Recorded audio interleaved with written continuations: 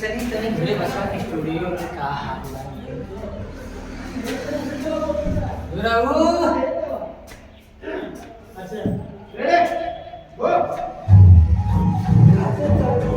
ए बेटा गुरु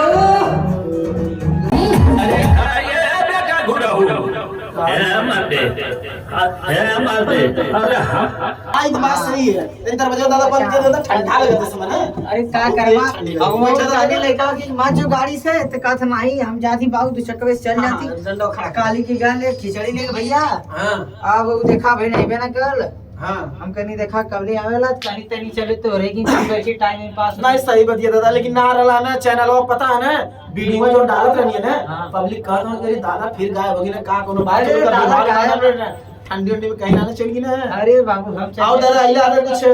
कोनो गाना ना बोल ले अरे गाना गलनी ससुरारी देखा तो अरे तो ना ससुरालियत गलला देखनी फिर दूसर के मलावक लगवा खा घड़ी पानी है घड़ी अच्छा चलो द्रमा बतियात रहा फरमा में अरे बुढ़िया घड़ी लगी डाला अरे बार दादा मैं तू सुना सकती याद रहा एकदम माने के पड़ी बार दादा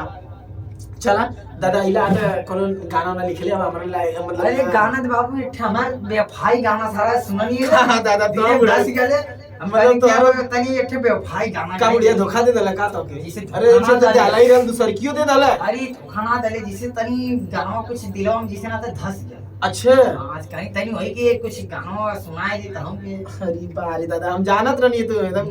बारे दादा तन गावत है पब्लिक लोग के तनी भी सुनावल जाई ना जैसे पहले वीडियो में बनावल जात रहल गला। अच्छा आई हुनकर बाबू वाली मोलिया का हां हां ओए फलाने वाली है हां का कर अरे मोबाइल में का देखत बा दादा नहीं हो देखा थैला कि बड़ा निक निक फोटो रख लिया अरे तो फोटो ना रखिए तो का रखिए जनता है माने आजकल फोटो हुआ तो ढेर डिमांड हो गया है बारे दादा चलो दादा हां वो गाना के हम कहा तो सेट संवाद सुना दे दर्शकों लोग सुनिए ना दादा के लोग सपोर्ट करिए भैया लोगन ऐसे ही बारे दादा गाता गाओ हम ले लड़की से प्यार के ले बा हां और लड़कवा लड़किया के हां तू कहले रहला क्यों लड़का लड़की पहले बतावा लड़के दादा हैं। अच्छा लड़का लड़की हम तो कह दादा तू ही फिर बुढ़िया नहीं की पटुलाई हो धोखा दे दला नहीं मगर नहीं कि थोड़ा ना धोखा दे हाँ। गाड़ी डाला तो धोखा दे अच्छा अच्छा दादा हां ठीक ठीक सुनो मतलब देखो लड़का को लड़की से प्यार करत रहे हां लड़किया के शादी हो गई थे लड़कवा से नाता तोड़ दलत कहत बा नहीं मिले लड़कवा का कहत बा का कहता दादा हां बारे दादा किरिया खा के कहा आहा किरिया खा के कहा ईमानदारी से बारे दादा प्यार नहर तक रही ससुरारी से प्यार नहर तक रही ससुरारी से किरिया खा के कहा ईमानदारी से किरिया खा के कहा ईमानदारी से प्यार नहर तक रही ससुरारी से प्यार नहर तक रही ससुरारी से और आगे दादा हां और का करे अगर न मिलते इस जीवन में लेते जन्म दोबारा बारे दादा अगर न मिलते इस जीवन में लेते जन्म दोबारा जन्म जन्म का साथ है तुम्हारा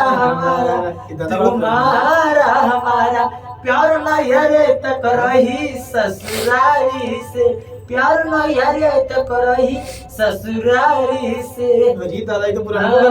गाना है कैसे लिखवा कैसे कहा था दादा बस नया लाल ओहो ऐसे लगा था दिल दिल कमाल हो जाएगा बात आगे बढ़ल रोज अखियां रहेला इंतजार में दिल भइल दीवाना तोरा प्यार में दिल भइल दीवाना तोरा प्यार में प्यार नहर तक रही ससुरारी से प्यार नहर तक रही ससुरारी से अरे भाई बाबू अरे कैसे करे दादा लड़का कहा जा कि सुनना सुनाओ तोहरा गाँव में आई बता बोलाइबू कि ना तोहरा गाँव में आई बता बोलाइबू कि ना हंस के कलोटा पानी पिएबू कि ना बारे दादा वाह तोहरा गाँव में आई बता बोलाइबू कि ना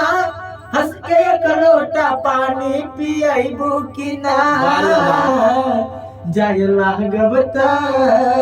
ये करे जाहो तो लगा था करे जो फाड़ ये करे जाहो जाय लागबता काबू केवारी से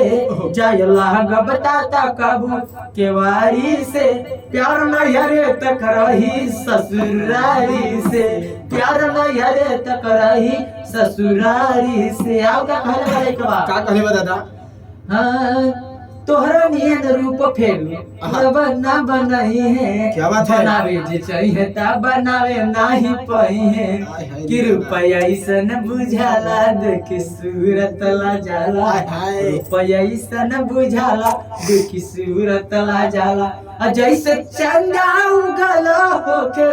शाम के दिल भइल दीवाना तोरा प्यार में वाह। दिल भइल दीवाना तोरा प्यार में प्यार नहीं हरे तक रही ससुरारी से प्यार नहीं हरे तक रही ससुरारी से और कहले वाले कवा अरे का कहले बा दादा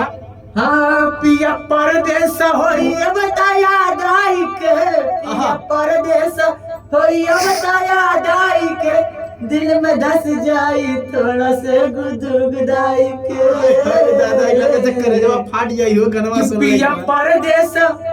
परदेस होई बताया दाई के दिल में धस जाई थोड़ा से गुदगुदाई के कि याद आई शिवानंद करे जाहो अरे दादा हे करे जाहो कि याद आई शिवानंद के वफादारी के त याद आई घूरे के वफादारी के प्यार नहीं हरे तक रही ससुरारी से प्यार नहीं हरे तक रही ससुरारी से बारी दादा एकदम जबरदस्त तो गाना बोला तो तीर लगा था कि दिल एकदम तीर कमान से चल गई रातियां धस गेले कहानी लिखी या लिखनी बड़ा मस्त मैटरो बन गया लेकिन हाँ ये बात सही गलत है लेकिन रमो तू बड़ा सेटिंग लगावेला कब लगा के बना कुछ ही लगा तोरे चेला ना अगले का नाम लगे हां हां ये देखले रही लेकिन नाम रमो बड़ा नाम सटक बैठाइला बारी दादा गाना बड़ा जबरदस्त बोला लगत जितना नया लड़की लोग प्यार कैले करत होई है ये गाना सुनिए तो बड़ा अरे एकदम दिल में धस जाए करना जाने लड़की तो हमारे बुढ़िया सुने तो पहले ही तुरंत कह की अरे दादा घड़िया दादा तुरंत कह की ठे और मोबाइल हो दा आय हाय रे दादा तार तो काम ऐसे ही मांगा नहीं मिली अरे यार में बुढ़िया ने से कुर्ता पत्ता ये दे डाला हाँ, आ गाड़ी बढ़िया। दे डाला हाँ। और लेके जाना लेके आना गाड़ी के खर्चा बेटो के देखा था हां बेटा बते आज तक का बेटा का खिचड़िया पहुंचा दे रहा हां खिचड़िया पहुंचा था ना ते आज लिया ले बने अपने दोस्त भेजे ले रहा हां आज पहुंचा के कादरे दादा हम अच्छा जाते दादा। में लेट होता हम कहीं चल बाबू पहुंचा देंगे चलो फिर ठीक है दोस्तों आप लोग से दादा से फिर नेक्स्ट वीडियो में मिलवाते हैं तब तक के लिए बाय बाय और हम चाहेंगे कि कुछ हमारे नया संजय पाठ